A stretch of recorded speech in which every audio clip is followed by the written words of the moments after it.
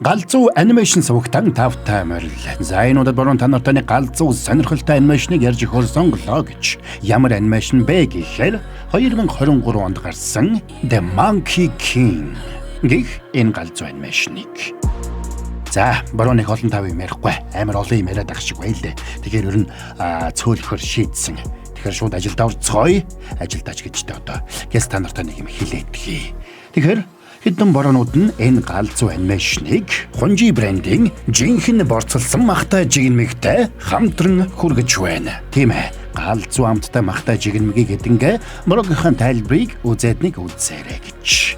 За, манайхан тэгээд саба драгуул саба дардсан бол лайка дарахтал болоо явж байгаа юм. Бас галзуу анимашн сувгийг мэдэхгүй хин нэгэндээ шеэрлэж болох юм. Ингээд энэ галзуу анимашны тайлбараа эхлүүлцгээе.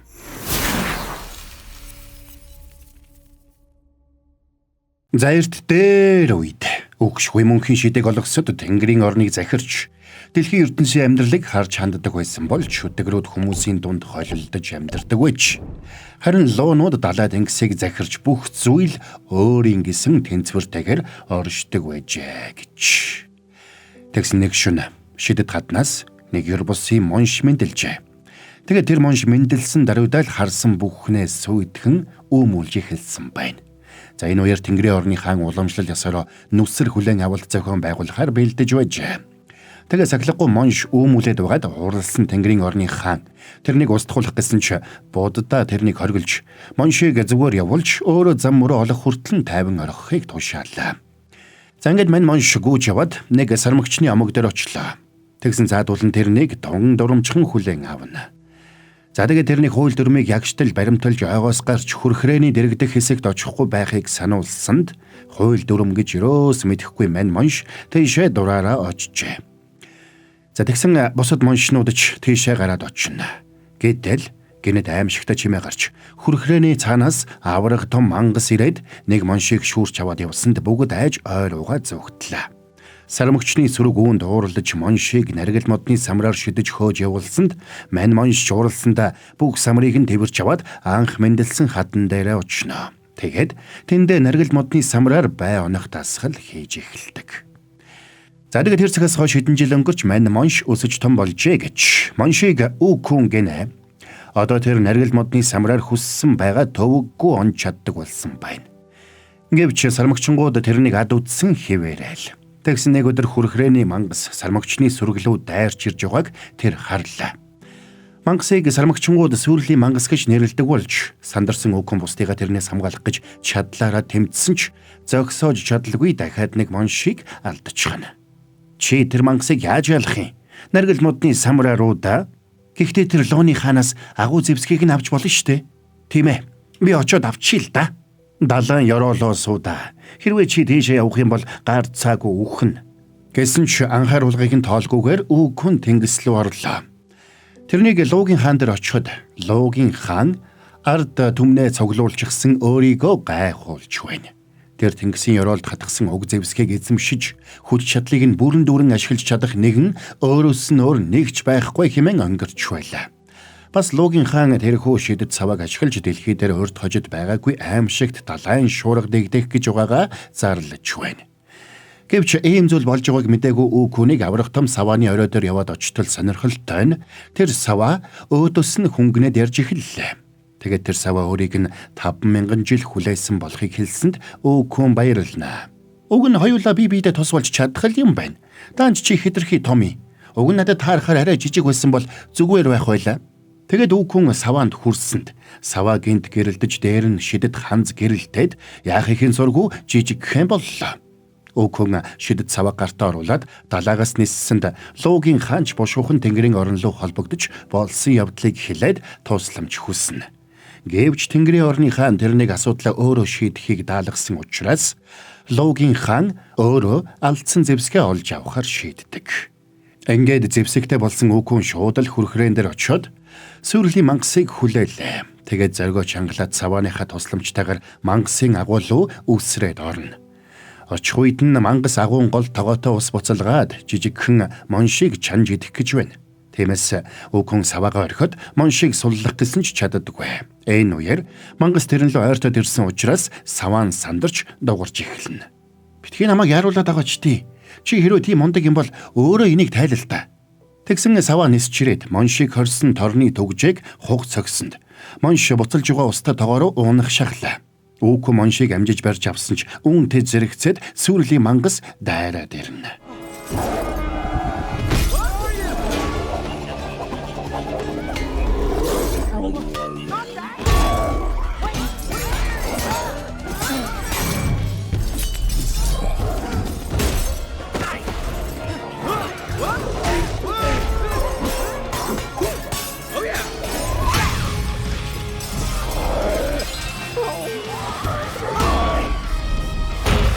Ингээд үг хүн шидэт цавааныхаа тусламжтайгаар мангасыг тэнгэрийн оронд хүртэл цөлсөнд сармагчингууд баярлж тэрнийг сармагчны хаанаар өргөмжлөлөө.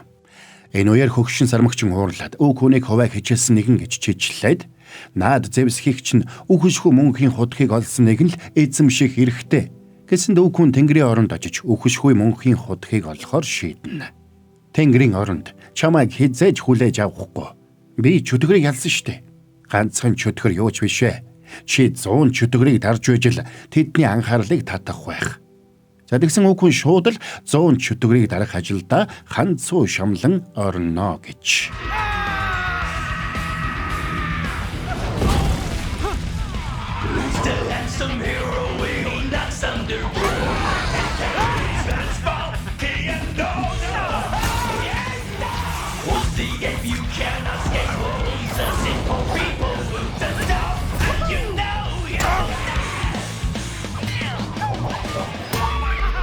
Ингээд 99 чөтгөрийг дарсан үг хүн 100 дахь чөтгөрөө дарахаар нэг эзгүрсэн тосгон дээр ирлээ. Гэвч тосгоны иргэд чөтгөрийг ялж чадна гэдэгт нь итгэхгүй байсан учраас бушуухан тосгоноос явахыг шаардна. Гэтэл аз болоход нэг охин гарч ирээд тэрнийг чөтгөрүүдийг дардаг шилдэг ангууч гэж танилцуулсанд тосгоны иргэд баг багаар итгэж эхэллээ. Тэгээд тэд үг хүнээс чөтгөрөө тэдний нэг хүүхдийг аваад явчихсан учраас аварч өгөхийг гуйсанд үг хүнч тосгонд үлдэж чөтгөрийг дарахаар болно. Үүндээ баярлсан үг хүн тэднээс сүртэй баярын ёслолд бэлтгэхийг хүсдэг.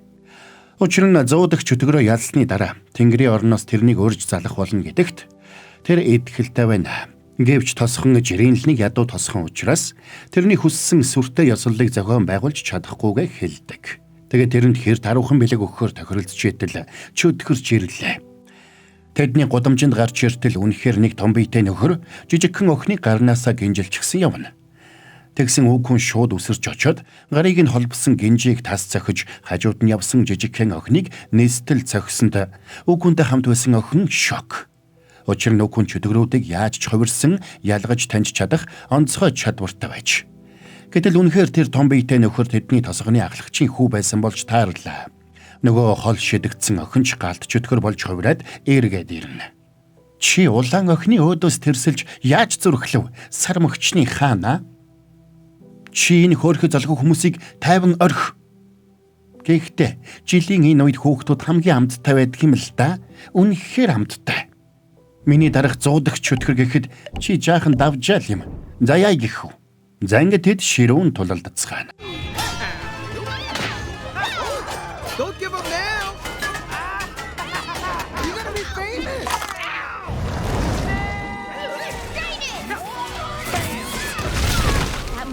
Тэдний тулааны улмаас тосгонд түүмэр дэгдсэн учраас тосгоны иргэдэж чадлаараа галыг унтраацгаана. За ингээд үг хүн тэрнтэй нилээн тулалдсан ч чөтгөр тийм ч амархан ялагддаггүй. Тиймээс тэр залсэдэж өөрийнх нь шидэт савааг 10 секунд барьж чадвал саваагаа үүр дүгнэ гэж амласанд чөтгөрч баярлж саваанаас шүүрч аваад тоолж эхэллээ. Энэ үеэр саваа агарт хүчтэй эргэлдэж байснаа газрын гүнлөө цөмөртөл цохиод орсонд галт чөтгөрч савааг тавиад газрын гаваар далд ороодгоно. За тэгсэн тосгоныхон гайхан биширцгээсэн бол үг хүнийг дэмжиж байсан охинч тэрнээс өөрийг нь туслахаа болгохыг гуйдаг. Гэвч үг хүн би ганцаараа ажилдгаа гэж зөвшөөрсөнгүй. Жирийн нэг тосгоноос гаралтай охиныг Лин гэнэ. За тэгээд үг хүн тосгоныхноос амлсан ёсоор тэнгэрийн орон руу одохтон зориулсан ёслолоо зохион байгуулахыг хүссэнд тулаанаас болоод тосгоноо бүхэлд нь шатаалгасан цаадуул нь дуртай дургүй ёсоор болгоно. За ингээд баяр тэмдэглэж байгааг алсаас Луугийн хаан нууцаар харж байлаа. Тэр үг хүнийг ялна гэж найдаж байсан ч төлөвлөгөө нь ингээд талаар болж. Тиймээс тэр дараагийн төлөвлөгөөндөө шилжнэ. Тэгээд шууд сармагчны хаан дээр очиод тэрнийг хулгайч гэж чижилсэнд бүгдээрээ гайхлаа. Ши ингэхэд юу н хий юм бэ? Би бол далай тэнгисийн хаан. Тэгсэн тэрнийг ярьж байх үеэр арьс нь хуурайшиж хайрс нь хуураад унаж эхэлсэн учраас сандарсандаа яриагаа дуусгалгүй устаа баанлууга үсрээд орчлоо. Тэгээд хэсэг чиг авч яваад гараад ирнэ. Би бол далай тэнгисийн хаан улсын захирагч Луугийн хаан байна. Харин чи миний шидэд савааг хулгайлсан. Би хулгайлаагүй. Би далайн ёроолоос олсон. Ингээд тэднийг маргалдаж байх цур Луугийн хааны хоёр туслах савааг хулгайлаад зогтсонд сандарсан үг хүн ч хойноос нь хөнөө. Ингээд үг хүн Луугийн хааны хоёр туслах Луугийн хаан бүгд уулын уруу гулгангаа савааг булаацалдацгаана.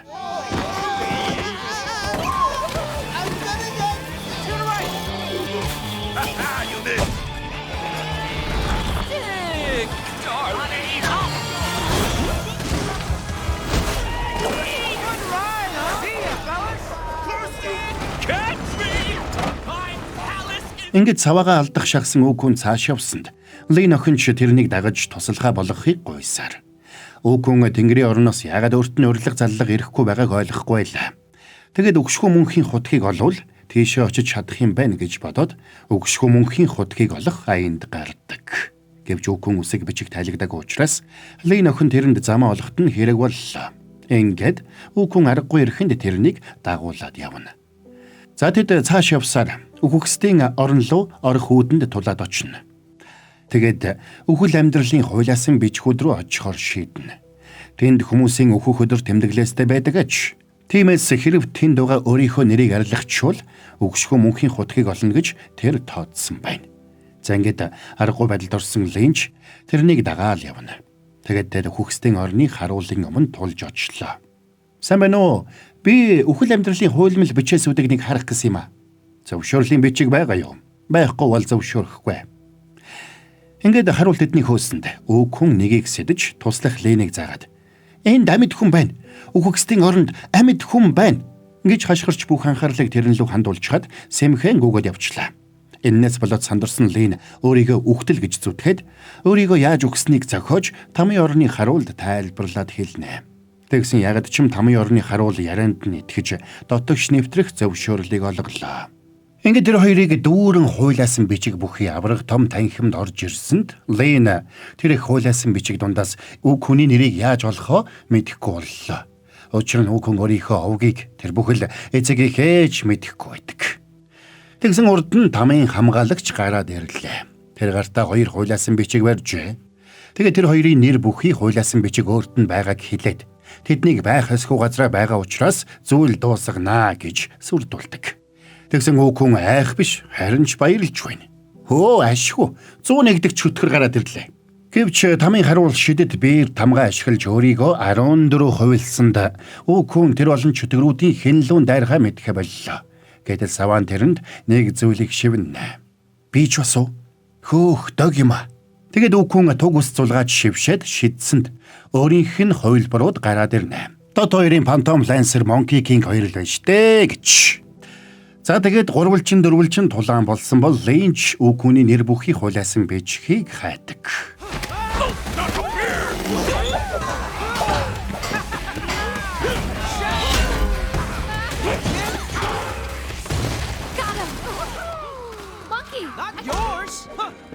Which means... Come on!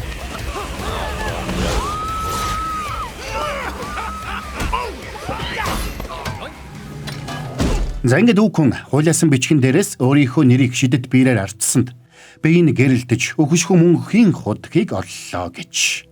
Энийг харсан тамийн харуул сандарч Тэнгэрийн орны хаан руу холбогдсон ч үг хүн тэрнийг Тэнгэрийн орны хааны нүдэн дээр ухаан алдатлан цогхно. За sorry, буруу та нартай гэлсний галзуу хамттай реклам хэлээдгий. Тэгэхээр буруу энэ галзуу анимашныг махтай жигнэмэ гэдэнгээ үзлээ гэж. Наа чи юу гэдэм бэ гэж юу? Энэ бол махтай жимстэй шоколадтай сиртэй гэх мэт олон төрлүүдтэй хамгийн гол нь заяа. зүгээр нэг мах хамт оруулагчтай биш. Та нарын мэддэг хөөе бодож байгаа шиг зүгээр нэг гадуур байдаг мах хамт оруулагч биш заа юу. Бүр яг жинхэнэ борцолсон махтай галзуу юу. Дахиад хэлээ заа юу. Яг жинхэнэ борцолсон махтай хөөе. Бороо ингээд итгэхэггүй л дээ. Тэгээ яг идээд үтсэн чинь бүр яг тийм юм байна. За тэгээд транс тосгүй эрүүл бүтээгдэхүүн хүн гэж байгаа. За тэгээд үхрийн махтай, бэйкэнтэй, загасны махтай гэдэг нэр галзуу сонголттой юм байна. За тэгээд хаанаас авах юм бэ гэж юу? GS25 болон жижиглэн дэлгүүр зах богны төвүүдээр худалдаалж байгаа юм байна. За анхаарлаа хандуулсанд баярлалаа. Кино тайлбараа хэдүүлээ үргэлжлүүлцгээе. Оо, сайн байна уу? Тэнгэрийн орны хаангүй. Надад сайхан мэдээ байна. Мөнхийн хутгийг олсон нөхдүүдэд цоглол. Би одоохон очлоо. Чи нөгөө яригдаад байгаа сармагчин байх нэ? Уучлаарай. Чи бидний нэг биш. Чи наана байгаа нэрээ арчлаа гэд бидний нэг болохгүй. Чи хагас мөнхийн болсон. Өөрөөр хэлбэл чи хөгшөрч өгөхгүй. Гэхдээ чи тулааны талбарт үхэх боломжтой. Наадах чинь шинэ мэдээ байх чинь. Тэгвэл би яаж жинхэнэ мөнхийн хутгийг олох вэ? Мөнхийн амийн ном бий. Тэнд арга нь бичээтэй байгаа. Тэгсэн үкүн чи тэнд байсан мөнх амийн номыг хараад саваагаараа үүдийг нэвдээд линер номыг авахуллаа. Тэгээд тэд тамийн орноос хар хурдаараа зугтаацгаана. Мань хоёр амийн номыг уншаад мөнх амийг өгдөг шидэд тоор жимсийг идэх ёстойгоо олж мэдлээ. Тиймээс үкүн мөнх амийг өгдөг шидэд тоор жимсийг хаанаас олж болохыг уншиж мэдхийг Линд тушаана. Гэвчлэн тэндээс холдсон даруйда гол дээр очиод нэг шилтэй шингэнээс ус руу тусаасанд тэндээс нь Логийн хааны дүрс гарч ирнэ. Гэтэл Лин Логийн хааны даалгавраар үкүнийг дагаж яваа болж таарлаа. Лин гангачиг болж урагцаа алдах аюултай тулгарсан учраас бороо оруулж өгөхийг Логийн хаанаас гуйсан байж. Гэвч манаас өмбөгөөс л гуйчихгүй те. Хариуд нь Логийн хаан тэрэнд үкүний итгэлийг олоод савааг нь хулгайлж авчирж өгөхийг тушаажээ. Тэгээд Лин Логийн хааны зөвлөгөөгөөр шидэд тоор байгаа газар руу үкүнийг дагуулад явдаг. Энэ үеэр Логийн хаан хоёр туслахаа шидэд тоор жимсний хамгаалагчийн дүрд тоглоулахаар бэлдэж байлаа. Тэд гэрэл тусгасан модны жимснүүдийг хордуулад сармагчны хааныг хүлээцгээв. Хэрвээ үкүн жимсийг идвэл хордож хэсэг зур ухаан алдах нь байна. Тэр үед нь тэд савааг нь аваад явахаар төлөвлөж. Гэвч үкүнийг ирж байгааг хараад сандарсан хоёр туслах мод руу тусгасан дэнлүүгээ унгаад босгохдоо буруу модыг гэрэлтүүлчихнэ. Үкүн тэр модны жимсийг идсэнд юу ч болсонгүй. Сандарсан туслах хажуугийнх нь модны жимсийг хазаад үзтэл тэр дороо мансуурчлаа гэж. Хордуулсан жимстэй модоо олсон нөгөө туслах нь үкүнд тэр модны жимсийг идүүлэх гэсэнд сэжиг авсан мань үкүн өөрийг нь тэр жимснээс идэхийг шаардлаа. Тэгсэн Линч арга сэднэ. Ер нь та хоёр зэрэг хазуул яасан юм. Ерөөсөө тгий. Мөнхийн шидмэн сайн байна уу? Тэгсэн жимсийг хадсан даруйда тэр хоёр хоёулаа мансуурцгаана. Тэгээд Логийн хааны туслах ухаан алдаж унсан бол мань үкүн мансуурсан ч ухаан алдалгүй зогссоор байлаа. Тиймээс Логийн хаан ч тэсгэл алдаад саваагаа авахаар яваад очно. Гэтэл үкүн тэрний ам руу хордуулсан жимсийг шидсэнд Логийн хаан мансуураад устаа бандаа суугаад урслаа гэж. Тэр залуу суг нь надад таалагдчихсэн юмсан. Тэд сайн хүмүүс байлаа. Гэхдээ саваа та хоёр бол миний хамгийн сайн найзууд. Бишээ. Саваа гурвуулаа бол нэг гэр бүл. Тэгээд үкүн ухаан алдаад унсанд сандарсан Лин савааг нь авах гэж оролдоно. Гэвч үкүн бас чирээд тэрнийг өөрийг нь саваагаар зохиж мөнхийн шидэг олсон эсхийг шалгаж өгөхийг хүсдэг. Гэсэн ч өөрийгөө шалгаж үзээд үхшгүй мөнхийн хутгийг олж чадаагүй болгоо ойлгодог. Урам нь хугарсан үкүн Линийг орхиод явах гэсэнд Лин сандарлаа. Тэгээд үкүнийг амин хуваа хичээж болохгүй. Тэгвэл эцсийн эцэст цор ганцаараа л үлдэнэ гэж ятгадаг. Энэ үеэр саваа амийн номын арын хавцсан дээрх бичгийг уншаад тэр хоёрт хэлсэнд мөнхийн хутгийг олоход туслах шидэд хамдыг Тэнгэрийн хааны шидтэн Вамму хийдэг болохыг олж мэднэ. Тэгээд тэрнийг ихэвчлэн хувийн лабораторид байдгийг олж мэднэ.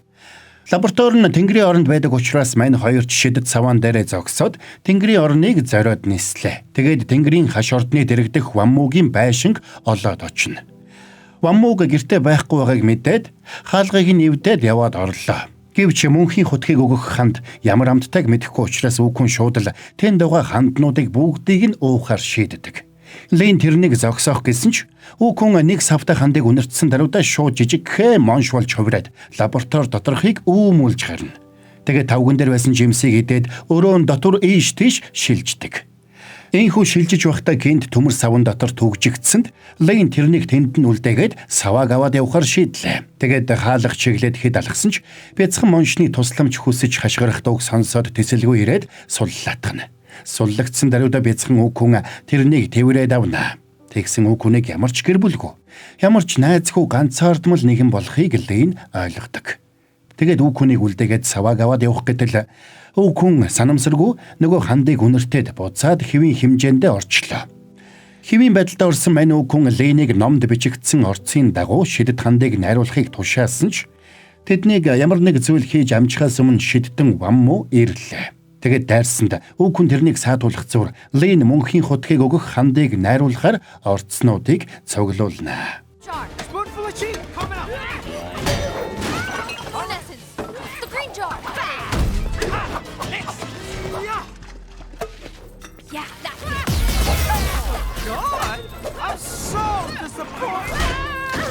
Ингээд Лейн арайхийн хандыг найруулад үг хүнд өгсөнд нөхөр баярллаа. Тэгээд тэрнийг уух гэтэл Вамму тэр хандтай савыг нь хаг цогсонд үг хүн уурлаад тэрэн лүү ширүүн дайрна.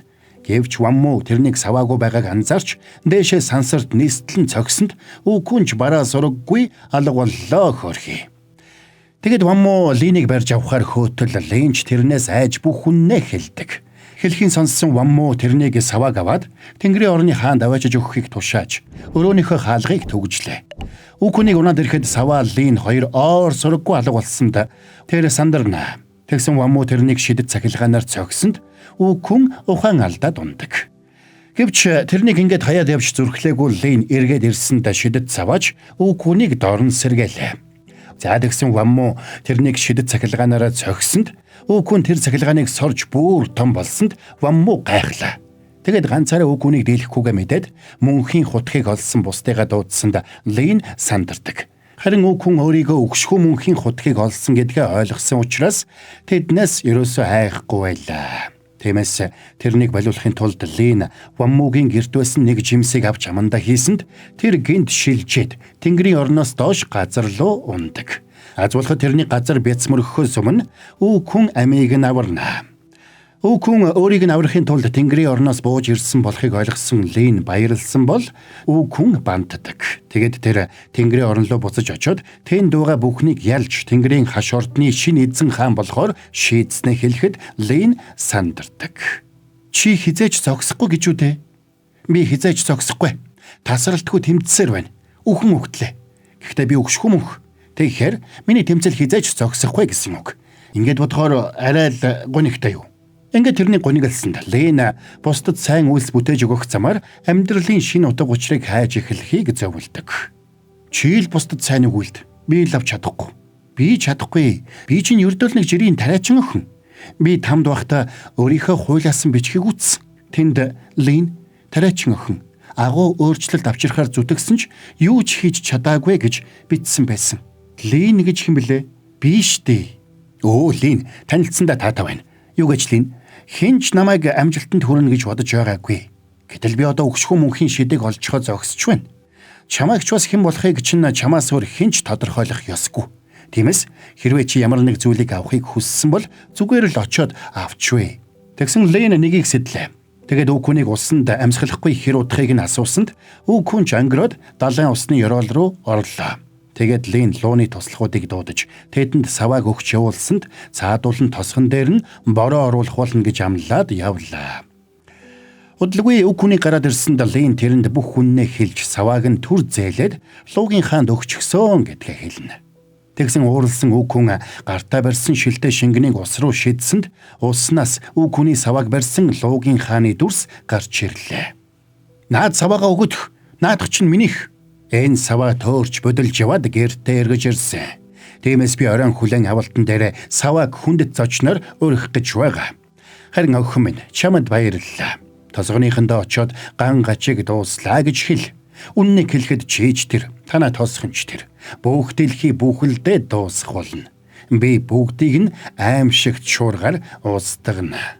Тэгэд луугийн ханыг явсанд сандарсан Лейн үг хүнээс тусламжгуйлаа. Гэвч ууралсан мань үг хүн тэрнийг түлхэхэд ганцаараа далайн ёроол руу явхаар болдог. Оройн Луугийн хаан амласнараа далайн ёроолт сүртэй хүлээн авалт зохион байгуулж байна. Ингээд тэрнийг дуулж бүжиглж эхлэхдээ зэрэгцээд аврах том болсон саваа хэргэлдсэнд далайн голд аврах том шуурга бүрэлдлээ. Тэр савааны тусламжтайгаар аврах том хүй салхитыг дэж хуурай газрыг бүхэлд нь усан давтуулахаар төлөвлөжээ. Тэгэд тэр хүй салхи донд орсон аврах том луу болж хувирлаа. Луугийн хааныг эргийн тосгоныг усан давтуулахаар бэлтгэж эхлэхэд үг хүн тэнд нь очиж таарна. Үг хүн тэрнээс саваагаа нэгсэн ч Луугийн хаан тэрний ганцхан нулимад урсчихлаа. Гэвч үг хүн мөчөөгөө өгсөнгүй. Өөрийнхөө хуйлбаруудтай тэрэн лүү дайраад орно. Ингээд тэднийг тулалдагцуур Лейн ирэг дээр очиод бүх хүмүүсийг яаралтай нүүлгэн шилжүүлж эхэлдэг.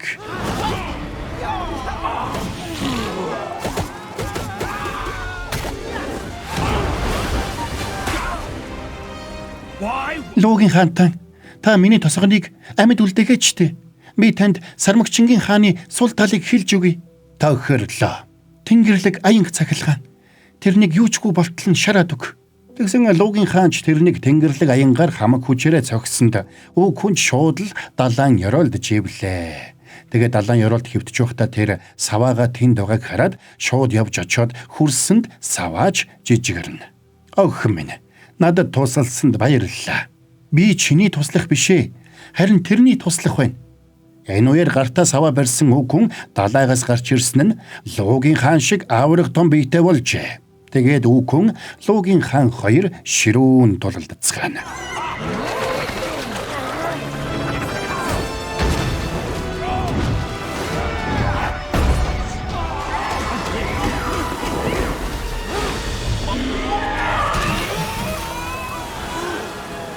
Ингээд үг хүн Луугийн хааныг ялсан ч зогссонгүй. Тэнгэрийн орны хааныг буулгаж авахар шийднэ. Тэгээд нүднийхээ туяагаар хаш ортныг тайрч хайсанд Тэнгэрийн орны хаанч тусламж дуудаж бүрээгээ үлээлээ. Энийг сонссон Вамму тамийн харуул Яама хоёр тэнгэрээс буугаад ирлээ. Чи намайг зүгээр л Тэнгэрийн орондоо хүлээгээд авч болох байсан. Гэвч чи татгалцсан. Харин одоо би та нарыг бүгдийг чинь захирна. Тэгээд Тэнгэрийн орны хаан тэдэнтэй нийлж үг хүн лөө дайрах гэсэн чи үг хүн саваага авраг том болгож угаад тэднийг хуйлруулан эргүүлж саваага жижигрүүлсэнд нөгөө гуравч дагаад жижигэрлээ. Тэгэхээр үг хүн тэднийг амандаа хийж угаад нээстэл нь нулимдаг. Лейн үг хүнийг зогсоох гэсэн ч үг хүн зогсох нь бүхэл баярлсандаа галзуу юм шиг л бүжгэлдэг. Тэгсэн үүлний цаанаас буддаа гарч ирсэнд Лейн тэрнээс үг хүнийг өршөөхийг гуйлаа. Тэгвэл чи тэрэнд тусал. Би яаж туслах юм? Тэрний гэгэрэгтэн тусал. Тэгэд Лейнд өөрийнх нь амаар ярих эрхийг олголоо. Сармагчны хаана. Наадах чинь миний хуучин нэр байна. Харин одоо бол би Тэнгэрийн орныг түүвэсэн тэнгэртэй сацуу их богд болсон. Тэгвэл чамайг нэг сорж үзэхийг зөвшөөрнө үү? Их богдоо. Чиний агуу хэмжээнд таарсан агуу сорил. Хэрвээ чи хамаг хүчээрээ үсрээд миний алганаас гарч чадвал Тэнгэрийн орныг чи захирч болно. Харин чадахгүй бол чи гэгэрлэг олох хүртлээр дэлхий дээр байх ёстой. Наадах чинь дэндүү амархан юм байна. Тэгэд үг хүн сансарт гартал хөөрөд сансрын уудам руу нээслээ. Тэгэд сансрын алсын нэгэн хязгаард газарддаг. Энэ чинь ертөнцийн хязгаар биш гэж юу? Саваа. Одоо би бүхнийг захирах болно. Тэгэд үг хүн саваагаар тэмдэг тавьсанд гинэт тэрний хөл дорох газар чичирлээ. Тэгэд үг хүн хөл алдаж унаад босохдоо Буддагийн алган дээр байгаагаа ойлгоно. Уралсан үг хүн өөрийг нь мэхэллээ гэж уралсан ч ямар ч нэмэр болсонгүй. Лейн, чи наана байгаа мó? Энэ чинь шудраг биш вэ? Хоёрын эсрэг нэг гэдэг чинь шудраг биш. Уучлаарай, чамд туслах өөр арга зам байсангүй. Ингээд Буддаа гараа атгсанд саваа нь алс хол руу үсэрлээ. Сармагчны хаан, чи үүнээс хойш бясалгал эргцүүллийн зам дээр гарлаа. Чи өөрийгөө хоослох үедээ гэгэрлийг олно. Тэгвэл чи өөрийн жинхэнэ замыг олох болно. Тэр чин хаан харьяалагдахаа мэдэхгүй зүдэрч яваа жирийн л нэг сармагчин шүү дээ. Тэрний хуйлмал ном хараахан бичигдээгүй байгаа. Тэр бэлэн болох үед энэ дэлхийд тэр тусаа хүргэнэ. Яг л чи тэрэнд тус болсон шиг. Тэгээд тэрнийг явхад энэ бүхнийг харсан тосгоныхан бүгдээрээ Лейнийг хүндэлцгэнэ. Тэр энэ хадыг үрдлацтахаас өмнө чамд нэг зүйлийг хэлэх гээд ирлээ. Чи бол хаднаас төрсөн сармагчин. Чамайг бүгд үл тоодог байсан. Бурхад чамайг үзэн ядсан. Гэсэн чи зүгээр л хайрлуулахыг хүссэн. Гэхдээ чи миний амьдралыг өөрчилсөн. Тиймээс чи бид хоёр хоёулаа өөрчлөлтийг авчирч чадсан. Би үнэхээр чиний номер 1 фэн болсон. Тэгэд Лен тэрэнд савааг нь өгсөнд үхэн хагартлаа баярлалаа. Энэ үеэр хад чичирсэнд цаг баг үлдсэнийг Лен ойлгоно. Ингээд баг эргээд бүрдлээ. Түргэлэгээрээ бүх зүйлийн төлөө чамд баярлалаа. Би чамайг сананда. Өөрийнхөө хуйлмал номыг үргэлжлүүлээд битсээр байгаараа Лен. Тэгнэ. Ингээд хадны амсар хаагдахад Тэнгэрээс нэгэн сахиус нисж ирээд хадны амыг дарлаа. Тэр цагаас хойш 500 жил өнгөрсний дараа Тансан лам болон тэрний шавнар үг хүнийг сулалнаа. Сармагчаан чөтгөрүүд энэ дэлхий дээр дураараа холхилдож байна. Чамайг суллуулахаар бидний хэлгэлээ. Чи бидэнтэй хамт баруун этгээдэд зорчиход билнэ. Би зүрхээ амар тайвнаар дөнгөж дүүргээд байтал чи намайг тулалд гэж байгаа мó? Тийм гэхүүдээ. Ашгүүдээ. Альвэ саваа минь. Дэлхийд бидний хэрэг гарсан бололтой. Зангид үхэн баярлж ухсхийснээр энэ анимашн маань дуусаж байгаа юм. За, энд хүрээд энэ галзуу сонирхолтой анимашны тайлбар маань дуусч байна. Нэг ийм анимашн байсан байна гэж. Үнэхээр сонирхолтой байж чадлаа гэж буруудан бодогдлоо. Та нарт маань одоо ямар санагдсан байгаа. За ингээл олон юм яриад идэв шүү буруу. Олон юм ярихгүй. Тэгэхээр мөн буруу энэ галзуу сонирхолтой анимашныг Хунжи брендинг жинхэнэ борцолсон махтай жигнэмэгтэй хамтран хүргэлээ. Буруу хэлий заяа. Та нар ер нь заавал нэг амсаар үзээр амсч үзээл одоо яг борогийнхоо үнэн хэлээд байгаа худал хэлээд байгааг ойлгоно шүү дээ. Үнэхээр галзуу хамттай махтай жигнэмэг байгаа шүү гэж. За тэгээд та нар маань галзуу анимашн сувгтаа сабадрагуул саба дардсан бол лайка дарахтал болоо явчих юм. Бас галзуу анимашн сувгийг мэдэхгүй хин нэгэндээ шеэрлээрэй. Нэрэ галзуу кино Instagram хуудасаа дагах мартуу. Ингээд дараагийн бас нэг галзуу сонирхолтой анимашны тайлбараар хэдүүлээ эргээд уулзцгаая.